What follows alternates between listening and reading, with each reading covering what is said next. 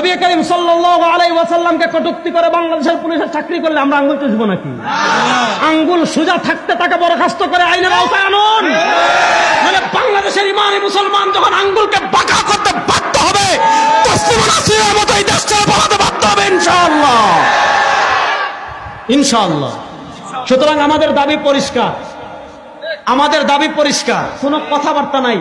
রাসূলুল্লাহ সাল্লাল্লাহু আলাইহি ওয়াসাল্লামের ইজ্জতের প্রশ্নে আমরা আমাদের বাপ ত্যাগ করতে প্রস্তুত আছি ইনশাআল্লাহ।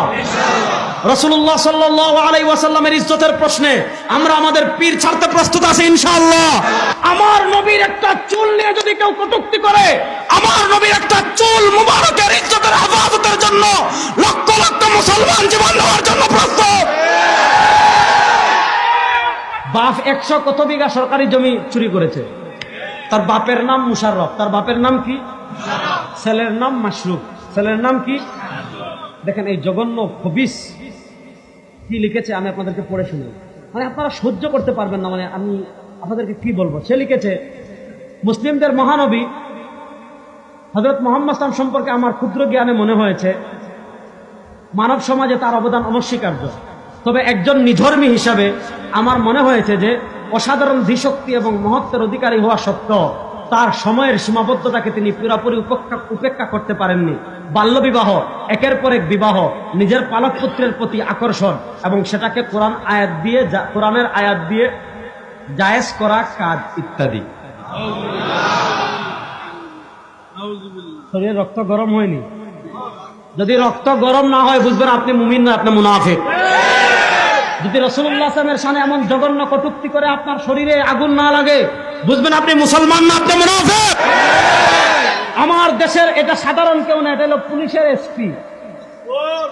আমাদের ট্যাক্সের টাকায় বেতন পেয়ে, আমাদের ট্যাক্সের টাকায় বেতন পেয়ে ব্লগে আমাদের নবীকে কটূক্তি করবে, বাংলাদেশের মুসলমানরা সহ্য করবে না, বাংলাদেশের মুসলমানরা মেনে নিতে পারে না। আমরা আমার নবীর ইজ্জতের জন্য না, আমার নবীর একটা চুল নিয়ে যদি কেউ কটূক্তি করে, আমার নবীর একটা চুল মুবারকের ইজ্জতের হেফাজতের জন্য লক্ষ লক্ষ মুসলমান জীবন দেওয়ার জন্য প্রস্তুত।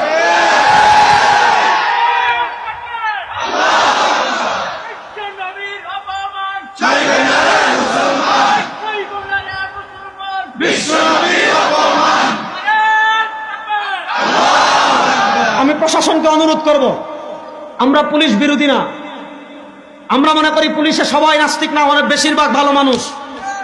আমি আপনাদেরকে যেটা বলতে চাচ্ছি, বেশিরভাগ মুসলমান, আমি আপনাদেরকে যেটা বলছি, আপনারা গত বছরের একটা কাহিনী দেখেছেন, এক পুলিশ সদস্য এক শাহবাগী মহিলাকে বলেছিল টিপ পরেছেন কেন, দেখেছিলেন নি?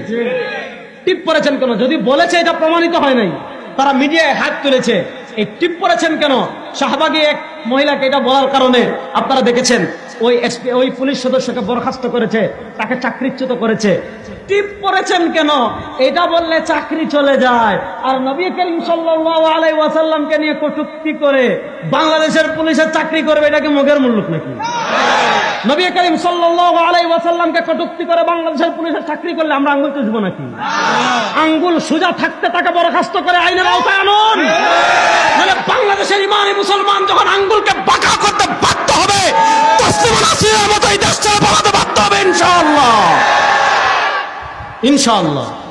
সুতরাং আমাদের দাবি পরিষ্কার, আমাদের দাবি পরিষ্কার, কোনো কথাবার্তা নাই। রাসূলুল্লাহ সাল্লাল্লাহু আলাইহি ওয়াসাল্লামের ইজ্জতের প্রশ্নে আমরা আমাদের বাপ ত্যাগ করতে প্রস্তুত আছি ইনশাআল্লাহ।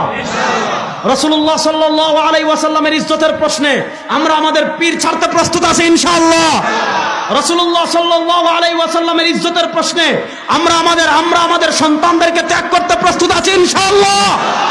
সুতরাং বাংলাদেশে শাহবাগীরা যেমন বাংলাদেশে প্রতিষ্ঠা করতে পারে নাই, শাহবাগীদের বিরুদ্ধে সারা দেশের তাওহীদি জনতা যেমন ভাবে ঐক্যবদ্ধ হয়েছিল শাপলা চত্বরে, ইনশাআল্লাহ যদি এই নাস্তিক কুলাঙ্গারকে আইনের আওতায় না আনা হয়, বাংলাদেশের তাওহীদি জনতা আল্লাহ নবীর ইজ্জতের হেফাজতের জন্য কাফনের কাপড় মাথায় নিয়ে ইনশাআল্লাহ রাজপথে নামার জন্য প্রস্তুত আছে ইনশাআল্লাহ।